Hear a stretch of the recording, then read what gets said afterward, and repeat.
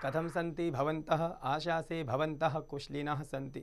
प्रिय विद्यार्थिनः, अद्य वयम् अस्माकं नवमः पाठः इति पठामः, यस्य नाम सिद्धार्थस्य विरक्तिः गौतमबुद्धः पूर्वरूप संधि। प्रिय विद्यार्थियों, सुप्रभात। कैसे हैं आप? आशा करता हूँ आप बहुत अच्छे होंगे।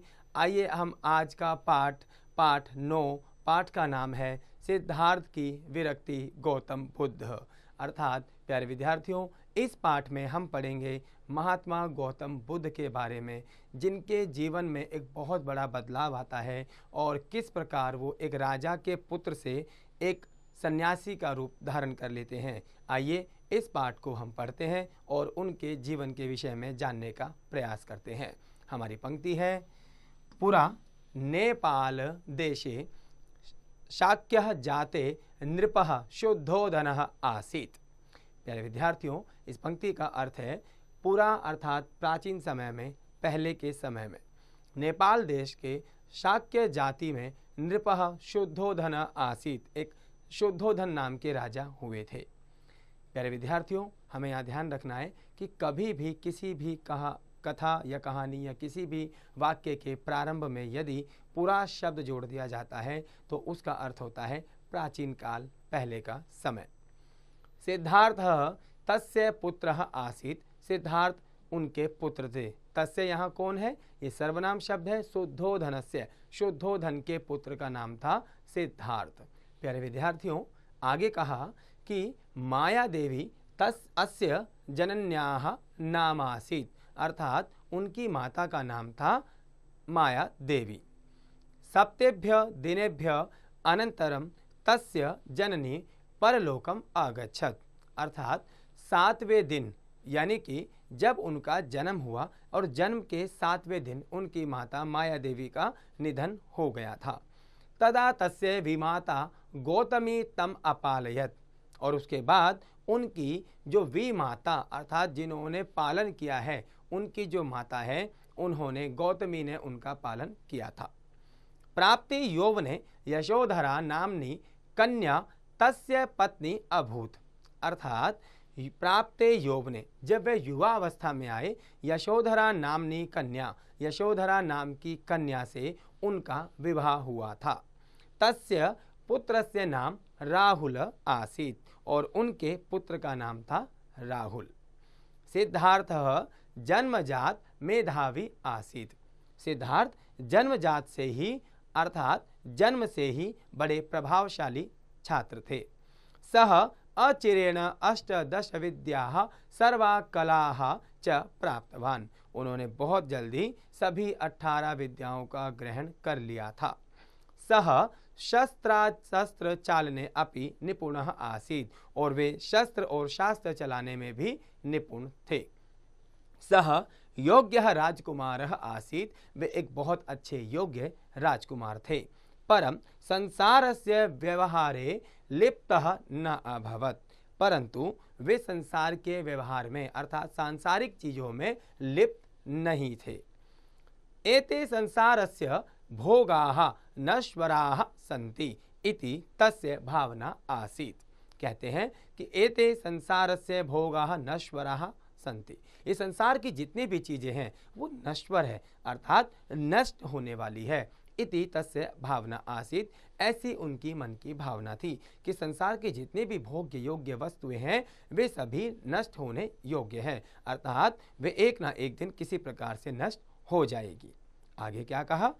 एकदा असित नाम कश्चित वृद्ध ऋषि तत्रागच्छत, एक बार असित नाम के ऋषि उनके वहां आए और उसके बाद में सह बालकम दृष्ट्वा प्रथमम प्रसन्नः अभवत, पहले तो वे बालक को देखकर प्रसन्न हुए, ततः च खिन्नः अभवत, और उसके बाद वे दुखी हो गए। नृपेण पृष्टः सह अवदत, राजा के द्वारा पूछने पर ऋषि ने कहा, एषः बालकः संसारम त्यक्त्वा वनम गमिष्यति इति हेतो खिन्नः अभवम्, अर्थात कि यह बालक संसार के भोग्य वस्तुओं को, सब चीजों को छोड़कर वनम गमिष्यति, वन की ओर चला जाएगा, इसी कारण से मैं क्या हूं? खिन्नः अभवम्, दुखी हुआ था। अतः सिद्धार्थस्य पितुः मनः भृशं व्यथत, अब सिद्धार्थ के पिता के मन में बहुत ज़्यादा भयंकर डर उत्पन्न हुआ। प्यारे विद्यार्थियों, अब हम आगे देखेंगे जिसमें कहा गया, एकदा सिद्धार्थः राजप्रासादे एकाकी उपविष्टः आसीत्। एक बार राजा के महल में, राजा प्रसाद अर्थात राजा के महल में सिद्धार्थ अकेले बैठे हुए थे। तदैव केचित् परिजनाः तत्र आगच्छन्, और उसी समय कोई उनका परिचित वहाँ आया। ते सिद्धार्थम अकथयन् राजकुमार ऋतुरयं वसंतः। उन्होंने कहा, हे राजकुमार, ऋतुम अयम वसंतः। प्यारे विद्यार्थियों, अब आगे क्या कहा कि ये वसंत ऋतु का समय है। धीरः समीरः वहति, बहुत धीरे धीरे पवन बह रही है। उपवनेषु वृक्षेषु लतासु च विचित्र चित्रः पक्षिणाः कलरवहि क्रीडाभिश्च चित्तं हरन्ति।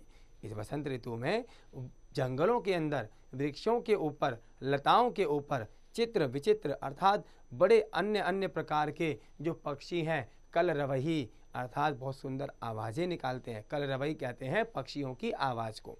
तो बड़ी सुंदर अलग अलग आवाज़ें निकाल रहे हैं क्योंकि अलग अलग पक्षी हैं। क्रीडाभिश्च, और वे वहाँ खेल रहे हैं। चित्तम हरंती, उनकी आवाज़ और उनका खेलना मनुष्य के मन को हर लेता है, अर्थात बड़ा सुंदर लगता है। कोकिलानां तु काकली हठात पथि कान मंत्रमुग्धान इव करोति। कहते हैं कोयल की जो वाणी है, काकली, कोकिला नाम तो काकली अर्थात जो कोयल की जो वाणी है, उनकी जो पथिकान रास्ते पर जाने वाले जो व्यक्ति हैं, मंत्रमुग्धान करोति, उनको मंत्रमुग्ध कर देती है।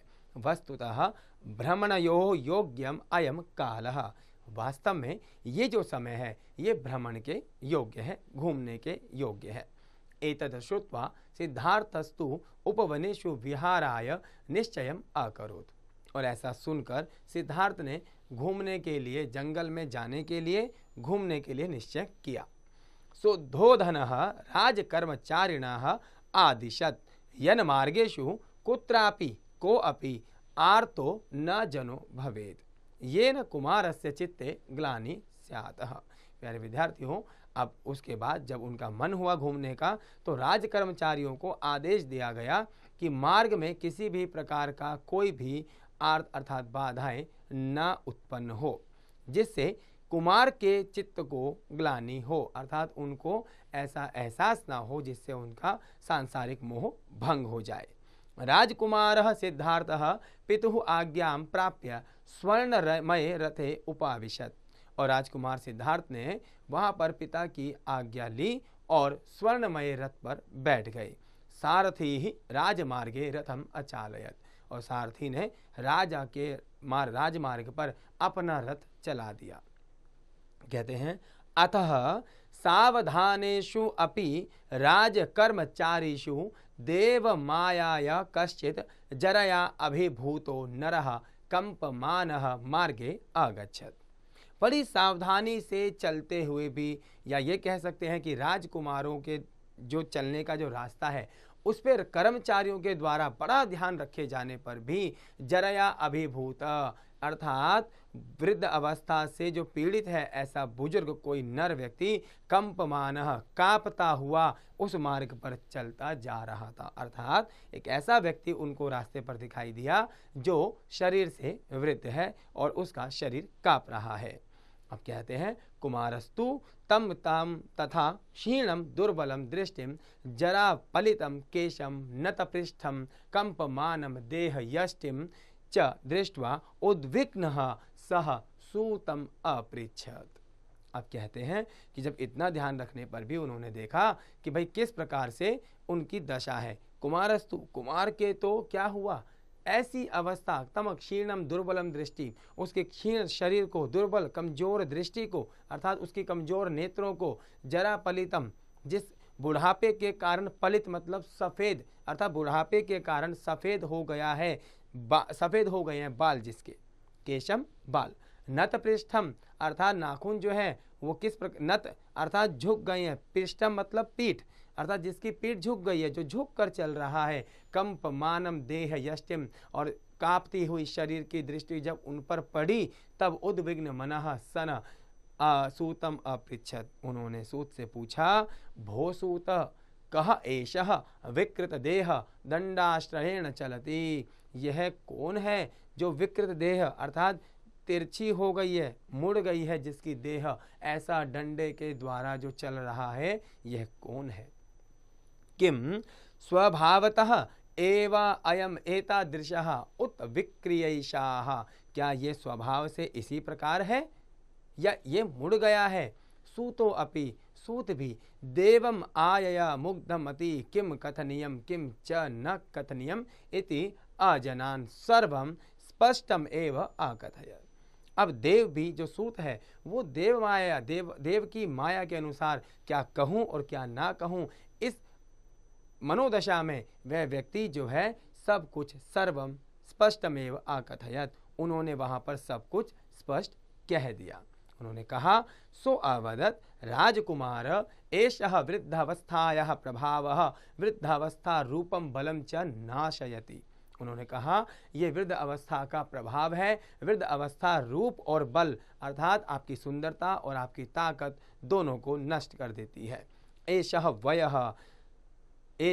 वयः प्रकर्षः सर्वेषाम एव भवति, ये सब कुछ उम्र की वजह से होता है। अतः निःसंशय भावना अपि इयाम दशाम द्रक्ष्यति, निश्चित रूप से आप भी ऐसी दशा को एक दिन देखेंगे।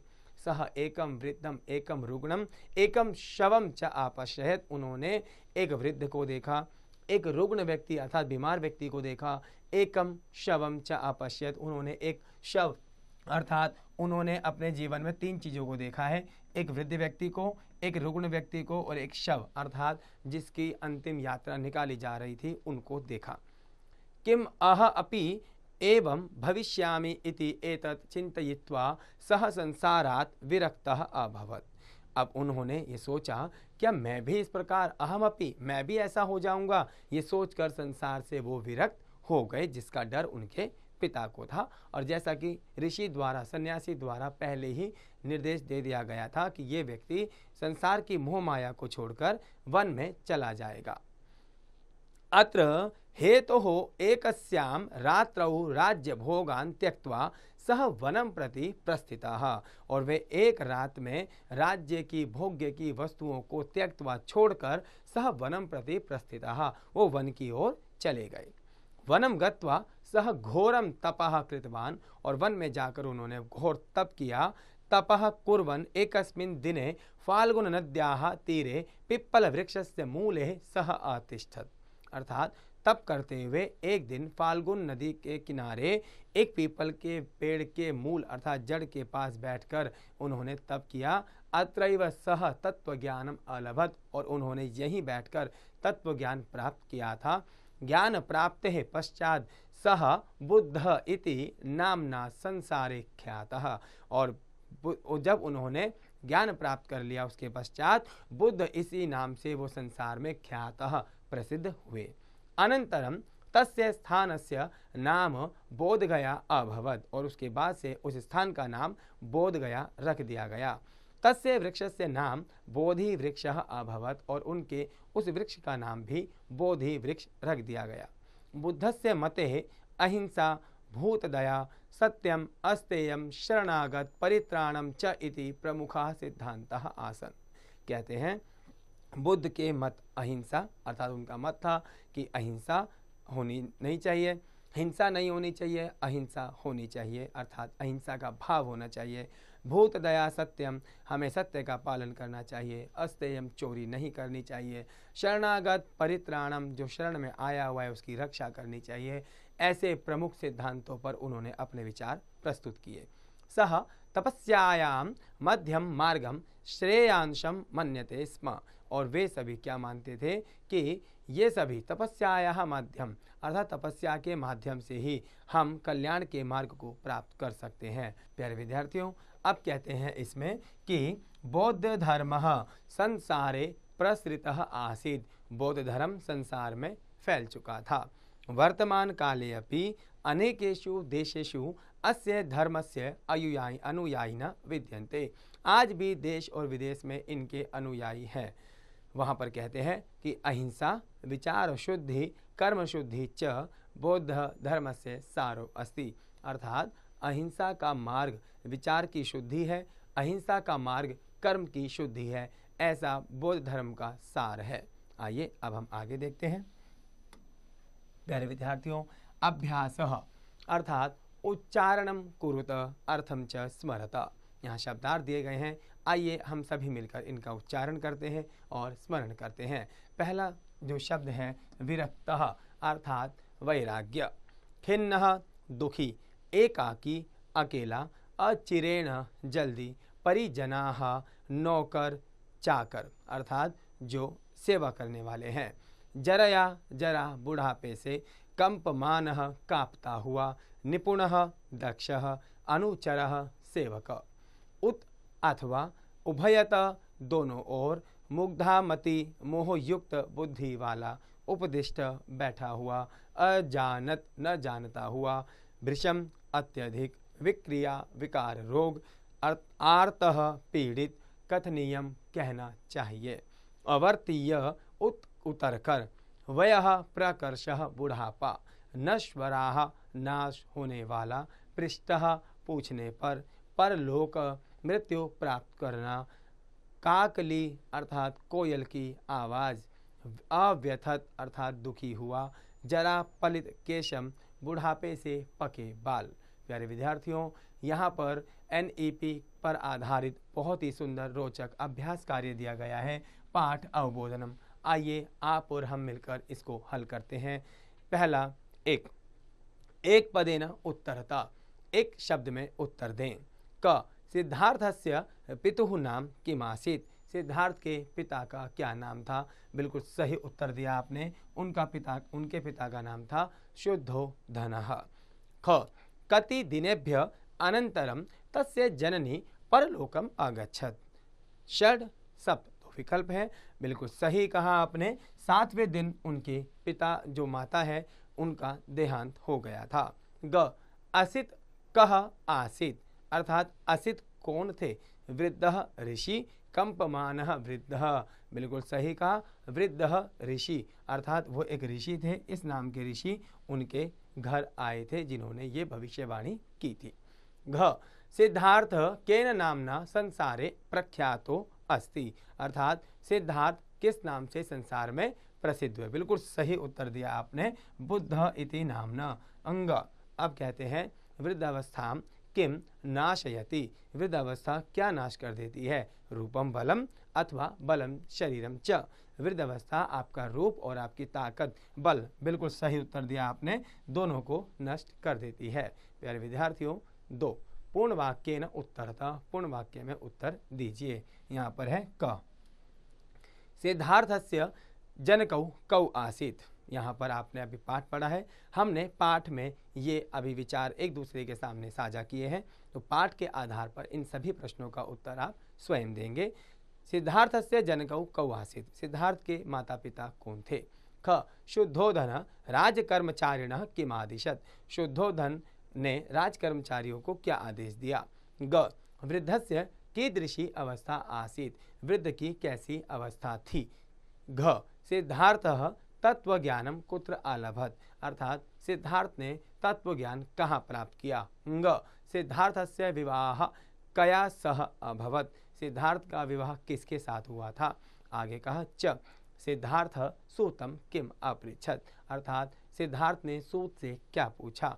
छ सिद्धार्थ मार्गे कम अपश्यत अर्थात सिद्धार्थ ने मार्ग में क्या देखा। मेरे विद्यार्थियों, आइए अब हम आगे देखते हैं, जिसमें कहा गया 3 अधोलिखित कथनेषु रेखांकित पदानि आधृत्य प्रश्न निर्माणम क्रियताम, रेखांकित पद आधारित प्रश्न बनाएं।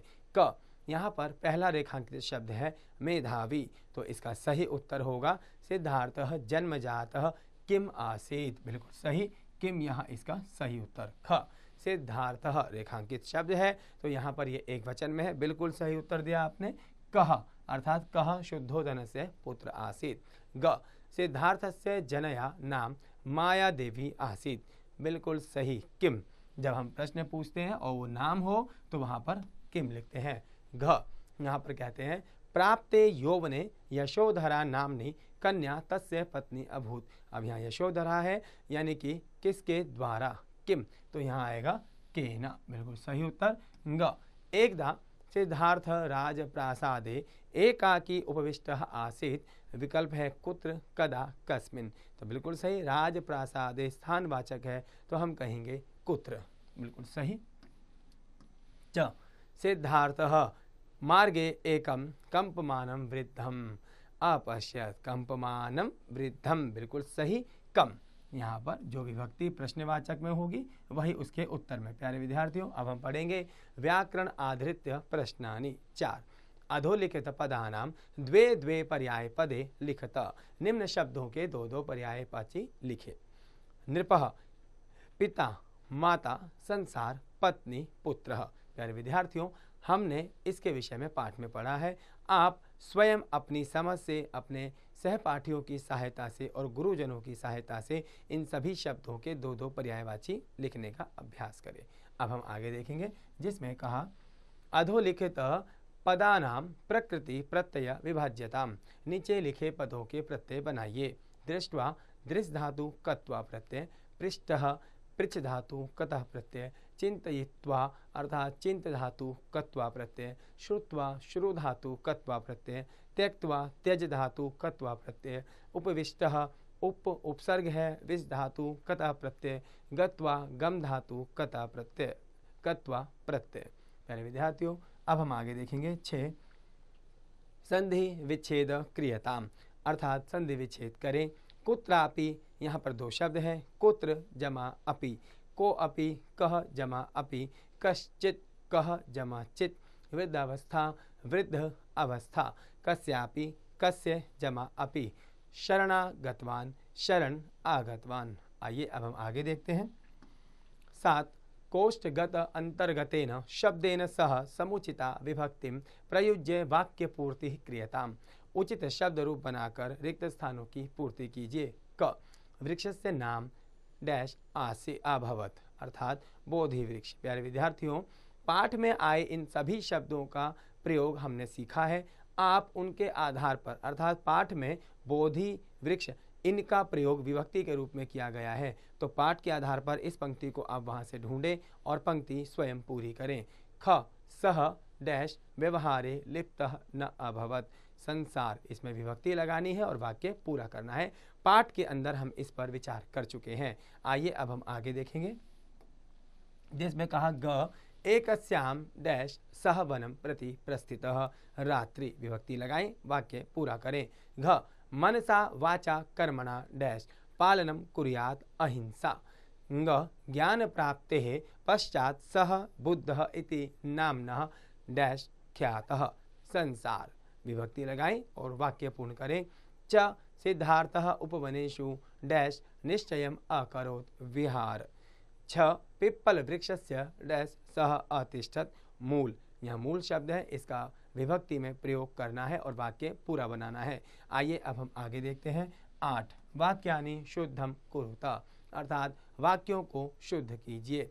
क सिद्धार्थः जन्मजात मेधावी, अस्मि नहीं होगा, इसकी जगह प्रयोग होगा आसीत, अर्थात इसमें आसीत इसका प्रयोग होगा।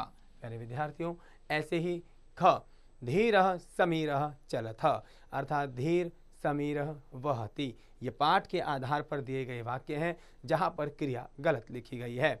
ऐसे ही आपको ग घ ङ और च, इन सभी वाक्यों को पाठ के आधार पर शुद्ध करना है। आइए अब हम आगे बढ़ते हैं। लेखनम कार्यम, अर्थात महात्मा बुद्धस्य शिक्षां विषये पंचवाक्यानि लिखता, महात्मा बुद्ध के विषय पर आपको 5 पंक्तियां अपनी उत्तर पुस्तिका में लिखनी है। प्यारे विद्यार्थियों, अब हम पढ़ेंगे संस्कारित जीवन मूल्यम, अर्थात जीवन कौशलम। उपसर्ग व प्रत्यय लघु शब्दांशः सन्ति, किंतु ते शब्द भंडाराः विवर्धयन्ते। वयम अपि समाजस्य एकः लघु इकाई स्मः, किं वयमपि स्वसुकर्माणि समाजे सहयोगम कुर्मः। प्यारे विद्यार्थियों, यहाँ जीवन कौशल ये है, कहा गया कि उपसर्ग और प्रत्यय ये लघु शब्द के अंश हैं, अर्थात ये शब्दों के छोटे छोटे शब्द, क्या ये शब्द जिस प्रकार से शब्द भंडार में वृद्धि करते हैं, अर्थात उपसर्ग और प्रत्ययों को जोड़कर हम नए नए शब्द बनाते हैं, ऐसे ही वयमपि हम सब भी समाज का एक लघु इकाई, छोटा सा अंग है। क्या हम भी अपने कर्म से, सुकर्माणी अच्छे अच्छे कर्मों से समाज में सहयोग दे सकते हैं। प्यारे विद्यार्थियों, रचनात्मकम कार्यम, यहाँ कहा गया महात्मा बुद्ध संबद्धाः बहवः कथां सन्ति। महात्मा बुद्ध से संबंधित बहुत सारी कहानियां हैं। एकाम कथाम स्मृत्वा कक्षायाम प्रस्तुतिकरणाय प्रयत्नं कुरुत, और एक कहानी को याद करना है और कक्षा में प्रस्तुत करना है। भाषा विस्तारः। त्व प्रत्यय प्रयोगः नपुंसकलिंगे भवति, अर्थात त्व प्रत्यय का प्रयोग नपुंसकलिंग में होता है। भाववाचक संज्ञा शब्द निर्माणार्थम त्व एव तल ता प्रत्ययस्य प्रयोगम भवति, अर्थात त्व का ही तल अर्थात वहाँ पर ता बसता है और जिसका प्रयोग करके हम शब्द बनाते हैं। उदाहरण, महत्त्व महत्त्वम, पशुता पशुता, गुरुत्व गुरुत्वम, गुरुता गुरुता, लघुतल लघुता, पटुत्व पटुत्वम, महत्ता महत्ता, मूर्ख जमा त्वम अर्थात मूर्खत्वम, लघु जमा त्व लघुत्वम, मूढ़ जमा ता मूढ़ता, कटु जमा त्व कटुत्वम। प्यारे विद्यार्थियों, पर्यायवाची शब्द, यहाँ पर कुछ पर्यायवाची शब्द हैं जिसमें आप देखेंगे छात्रः, विद्यार्थी, अंतेवासी, शिष्यः। अब यहाँ छात्र के यहाँ 3 पर्यायवाची हैं, विद्यार्थी, अंतेवासी, शिष्यः। ख गुरुः, शिक्षकः, उपाध्याय, अध्यापक। ग गृहं, भवनं, सदनम, आलयः। घ माता, जननी, धात्री, जनयित्री। ङ मति, बुद्धि, धी, मनीषा। च पिता, जनक, तातः, जन्मदाता। प्यारे विद्यार्थियों, यहाँ पर हमने पर्यायवाची शब्दों को पढ़ा। आप भी अन्य पर्यायवाची शब्द ढूंढें और स्वयं अपनी समझ से हल करें। प्यारे विद्यार्थियों, इस संपूर्ण पाठ का हिंदी अनुवाद आप सभी के समक्ष प्रस्तुत है। मैं आशा करता हूँ कि आप इस हिंदी अनुवाद को पुनः स्वयं अपनी समझ से जरूर पढ़ेंगे।